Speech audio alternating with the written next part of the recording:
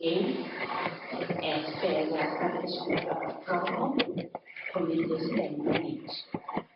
I would also wish to apologize if I become boring and repeat what has been said.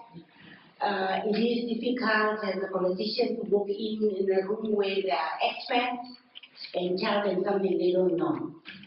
But I think equally it is important for me to repeat it, in so doing pledge the political commitment and support there is for the efforts.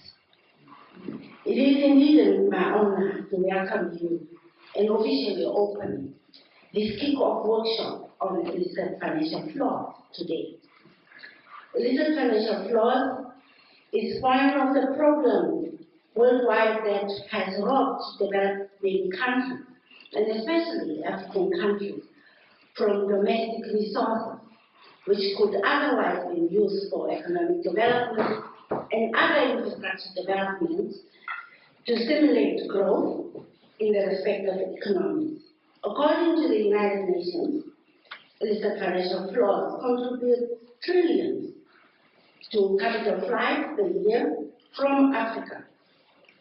Reducing these outflows can increase the stock of capital available for business to build productive capacity and create jobs. Reduction in illicit financial flows will also ultimately increase tax revenue, which could provide governments with additional fiscal space to deal with socioeconomic problems facing the continent, thus its inclusion in the SDGs. It is, amongst others, one of the reasons why the report of the African Union and ECA high-level panel on illicit financial flows from Africa, as per the report chaired by His Excellency Thabo Mbeki, the former president of the Republic of South Africa, which was adopted at the 24th Assembly of the African Union in 2015. The report detailed the various means of which IFFs take place in Africa through legal and illegal means. It outlines the practices that drive the IFFs, as well as the facilitating conditions, including public sector corruption and global secrecy service that enable the sectors to thrive. The report highlighted the dominant contribution of commercial transactions, especially those of transnational companies from Africa, such as abusive transfer pricing, trade mispricing, misinvoicing of services, and intangibles, and the use of unequal contracts, amongst others, for the purposes of evasion, aggressive tax avoidance, and illegal export of foreign exchange. Dear Governor, or Deputy Governor, I am tempted to classify the misnomer experience in the government medical aid fund CMS expenditure to illicit financial flows. Thus, will request its inclusion in the test case studies as it meets the above description. The description perfectly. This is in addition to what the high-level report gave, as it gave significant attention to the extraction sector in Africa. The dependence of African countries on natural resources production for export and revenues makes us extremely vulnerable to illicit financial flows. These sectors are prone to IFFs, trade mispricing, including abusive transfer pricing, secret and poorly negotiated contracts, and overly generous tax incentives, amongst others, and also including the avoidance of double taxation.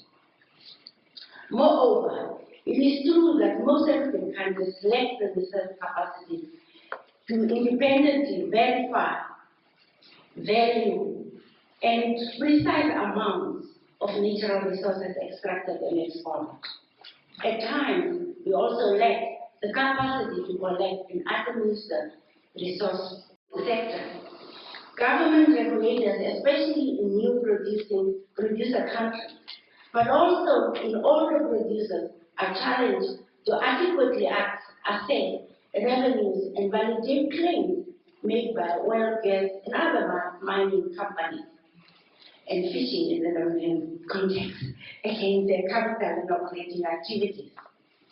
In addition, national regulators and tax authorities are constrained by a lack of comparative data to ascertain market prices and value for money in procurement of contractors, licenses, particularly where the goods or services involved are unique to the oil, gas, and solar mineral sectors, as well as the fishing sector once again.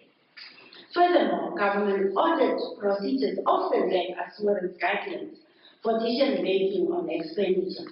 On the other hand, operating companies follow robust, well-established project management procedures which enable internal cost benchmarking, estimation or prediction, build-up scheduling, tracking, validation, and accountability for procurement decision-making, cost, expense, and value received.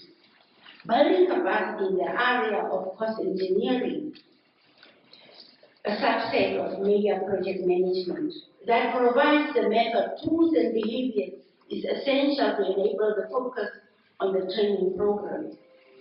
A special declaration endorsing the high-level panel report called on African governments to take steps to curtail these flaws through, among others, institutionalizing prudent legal and regulatory regimes, including fiscal policies that does allow financial secrecy, fight corruption, strengthen African institutions, build African member states' capacity for contract negotiations and tax administration, and identify and return the resources lost through the separation clause into finance Africa's development agenda. The high-level panel report recommends that states take various actions, and I will not repeat them because we're all experts of that.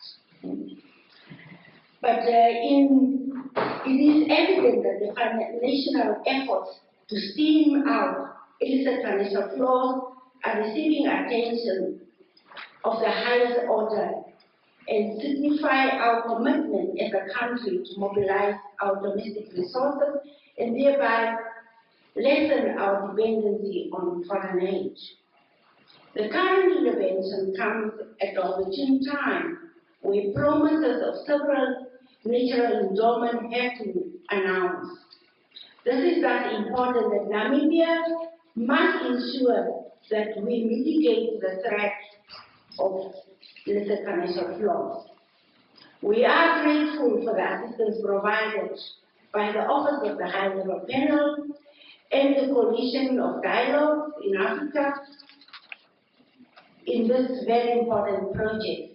I am confident that over the next day and a half, the representatives of various agencies represented here will map the way for Namibia in how best we should deal with the source of illicit financial flows. Lastly, I would like to thank the various agencies represented here for your commitment to this critical project. Mr. Noah will agree with me that this may require review of our Anti-Corruption Act, amongst other legal instruments. I mention this because recently we had a case involving Siemens, which was said to be fraud and not corruption. There is indeed a fine line or overlap in corruption versus misinvoicing, fraud, tax avoidance, transfer pricing, etc., etc. That's illicit financial flow.